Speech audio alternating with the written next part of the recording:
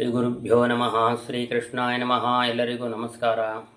ಒಬ್ಬರು ಸಂದೇಹ ಕೇಳಿದ್ರು, ನಾಗ ಚತುರ್ಥಿ ದಿವಸ ನಮ್ಮ ತಂದೆ ಶ್ರಾರ್ಧ ಬರುತ್ತೆ, ನಮ್ಮ ಹೆಂಡತಿ ಪಿತೃಶೇಷ ಹಾಕಿಕೊಂಡು ಊಟ ಮಾಡಬಹುದಾ ಇಲ್ಲವಾ ಹಾಗೆ ಅಂತ ಕೇಳಿದ್ರು. ಶ್ರಾರ್ಧ ಬರುವ ದಿವಸ ಅಂದರೆ ನಾಗ ಚತುರ್ಥಿ ದಿವಸವೇ ಶ್ರಾರ್ಧ ಬರುವ ಕಾರಣ ಧಾರಾಳವಾಗಿ ಪಿತೃಶೇಷ ಹಾಕಿಕೊಂಡು ಊಟ ಮಾಡಬಹುದು. ಯಾಕೆಂತಂದರೆ ಪೂಜೆ ಬಂದು ಈ ತಿಂಗಳಿಲ್ಲ, ಬರೋ ತಿಂಗಳು ಬರುವ ಚತುರ್ಥಿ ದಿವಸ ಈ ಪೂಜೆಯನ್ನು ಮಾಡಬಹುದು. ಇವತ್ತಿನ ದಿವಸ ನಾಗ ಚತುರ್ಥಿ ಪೂಜೆ ಎಲ್ಲ ಮಾಡಬಹುದು.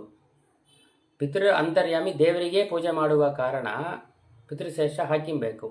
ಇನ್ನೊಂದು ಶ್ರಾರ್ಧನ ಇನ್ನೊಂದು ದಿವಸ ಮಾಡೋಕ್ಕಿಲ್ಲ. ಶ್ರಾರ್ಧ ಯಾವತ್ತು ಬರ್ತೀಯೋ ಆವತ್ತೇ ಮಾಡಬೇಕು. ಪೂಜೆ ಹಾಗಿಲ್ಲ, ಅದು ಬರೋ ಚತುರ್ಥಿಯಲ್ಲಿ ಆ ಪೂಜೆಯನ್ನು ಮಾಡಿ ದೇವರಿಗೆ ಸಮರ್ಪಣೆ ಮಾಡಿ. ಅಂದರೆ ಮೂರು ಕಾರಣ ಇದೆ ಒಂದೊಂದು ಕರ್ಮಗಳಿಗೆ: ನಿತ್ಯ ಕರ್ಮ, ನೈಮಿತ್ತಿಕ ಕರ್ಮ, ಕಾಮ್ಯ ಕರ್ಮ ಅಂತ.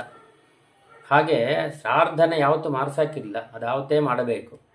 ಪೂಜೆ ನೆಕ್ಸ್ಟ್ ತಿಂಗಳು ಬರುವ ಚತುರ್ಥಿ ದಿನ ಈ ಪೂಜೆಯನ್ನು ಮಾಡಿ ದೇವರಿಗೆ ಸಮರ್ಪಣೆ ಮಾಡಿ ಪ್ರಸಾದ ಸ್ವೀಕಾರ ಮಾಡೋದು, ಇದು ಉತ್ತಮವಾದ ವಿಷಯ. ನಂಗೆ ತೆಲದ ವಿಷಯನ ಹೇಳಿದ್ದೇನೆ. ಇದಕ್ಕಿನ್ನೂ ಒಳ್ಳೆ ಚಂದ ವಿಷಯ ಇತ್ತು ಅಂದರೆ ಎಲ್ಲ ಕಮೆಂಟ್ ಹಾಕಿರಿ. ಶ್ರೀಕೃಷ್ಣಾಯ ನಮಃ.